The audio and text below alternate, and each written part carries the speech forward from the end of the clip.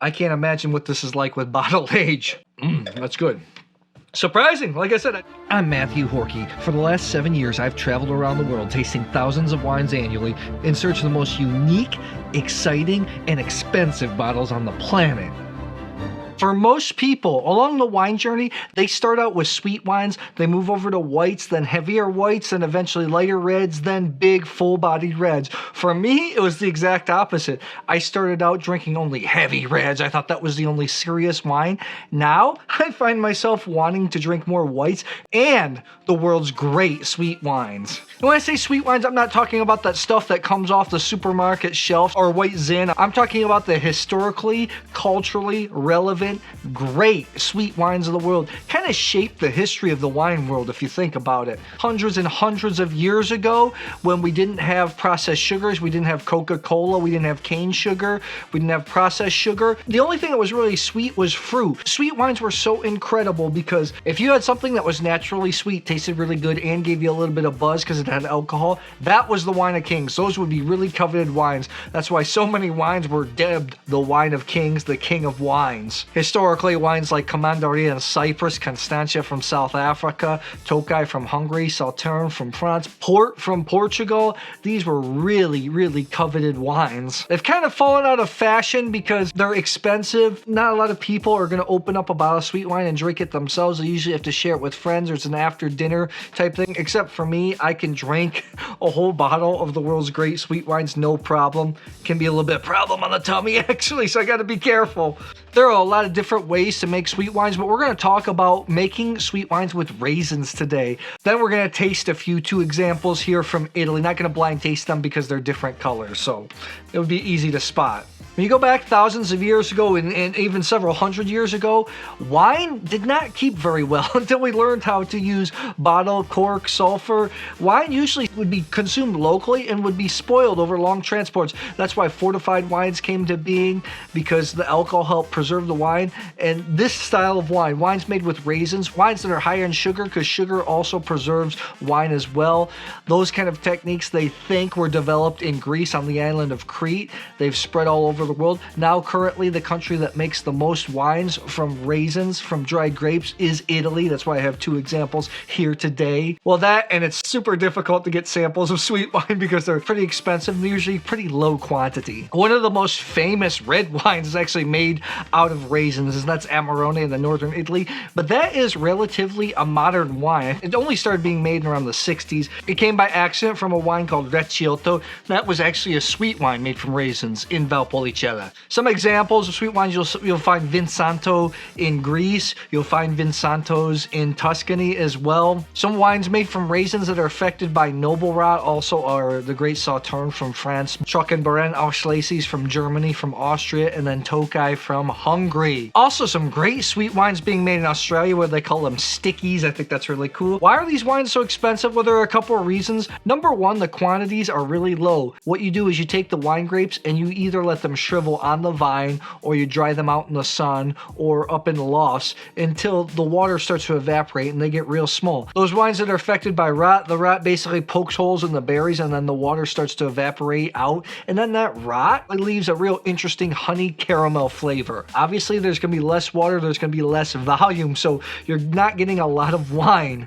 On top of that, it's super labor intensive. Wines that are affected by noble rot, like Trockenbeerenauslese, Sauternes, Tokaji from Hungary, those have to be picked off the vine berry by berry. Think about that manpower, and it takes a lot of those dried berries just to make a little bit of wine, so the wine has to be kind of expensive. For me, the historical sweet wines are the best transformation from grape into wine, especially with age. They can be ethereal. If you look at it, some of the highest scored wines in the world have been dessert wines, sweet wines. I think because we all like sugar in the end, and then there's this nice interplay between acid and sugar. Oh, I just love it. Let's get into tasting some of these wines. I got my Gabriel Glas Standart editions, universal glasses. They work excellent for all types of wines, especially sweet wines.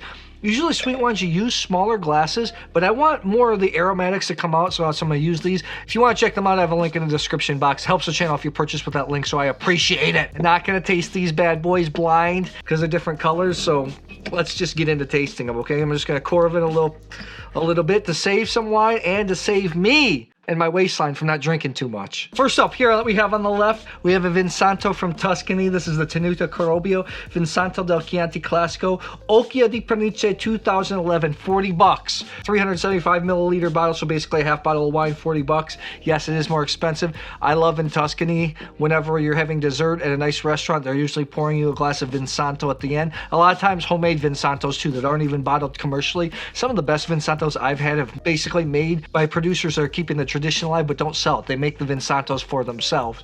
Occhio di Pernice is a specific type of Vin Santo that is mostly Sangiovese. I think it has to be 70 or 80% Sangiovese, and I think the rest is Malvasia Nera. So it's basically sweet wine made out of red grapes as opposed to regular Vin Santos.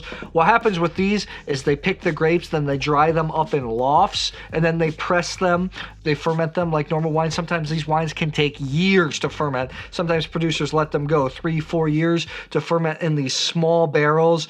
I think they're about 50 liters. Super traditional wines, some real magical wines. And then the other one we have, this is from Pantelleria. This is in an island that's actually between Sicily and Africa. It's actually closer to Africa. This is the Donnafugata Passito di Pantelleria. This is the Ben Rye, really famous wine, 2019, 45 bucks. This wine is made in a different way. What they do is at the end of August, they pick the berries. So there's a little bit more acidity in them, and they take those and they sun dry them. Sun drying is a lot faster than drying up in the lofts. Commanderia in Cyprus is made this way as well. And then a few weeks later, they pick some riper grapes and they ferment this wine just like it would make a normal wine. They take those dried raisins, they throw them into the batch, and then the wine re-ferments. It becomes sweet. You can make a little bit more volume than a Vin Santo where there's not a lot of volume there available. Tokai is made this way as well. Tokaji Aszú, a base dry wine, and they take the botrytized raisins, they throw them in, and then the wines start fermenting and you get this golden liquid. You age them. Oh, so good.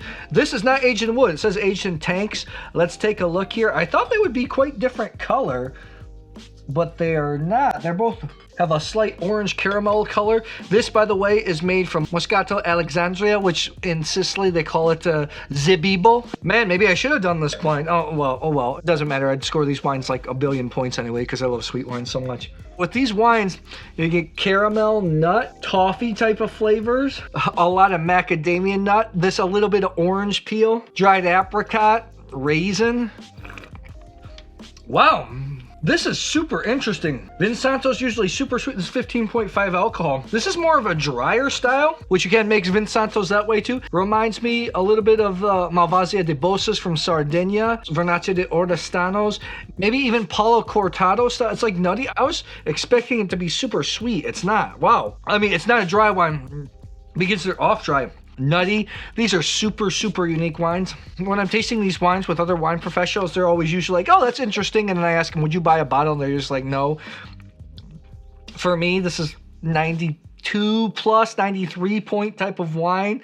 But I think a lot of people are going to taste it, especially if you're not used to some of those interesting nutty flavors. You're going to taste it and think it's the worst thing ever. I personally like this style of wine, and I like to drink it. This is something special. I was not expecting like this level of dryness. Wow. Let's go to the Ben Rye here. This is a classic wine, Passito de Pantelleria, a volcanic island. So these wines can be unique because they maintain the prettiness of muscat. They smell completely different. This is all yellow flower, white flower like a taffy, those taffy candies, licorice, aniseed, super complex. The dandelion and the yellow the muscat really comes out, really bright. Dried orange peel, just super complex. Super rich wine. With these wines, they're so round, they're so big. Usually with sweet wines, I like piercing acidity. That's why I like Tokai so much. I love the Trockenbeerenauslese, the Beerenauslese from Germany. This has acidity to keep your mouth clean. Doesn't have striking acidity like I usually do, but this is one complex wine. I mean, got a long, sharp finish that really cuts through the back of the palate. To me, 94 plus type of wine. I think it's outstanding. I can't imagine what this is like with bottle age. That's good. Surprising. Like I said, I didn't expect this to be more of a dry wine. I'd love to know from you, do you like wines made from raisins, made from dried grapes? What other sweet wines do you like? Do you collect any? Drop it in the comments below. Thanks a lot, guys. I'll see you soon.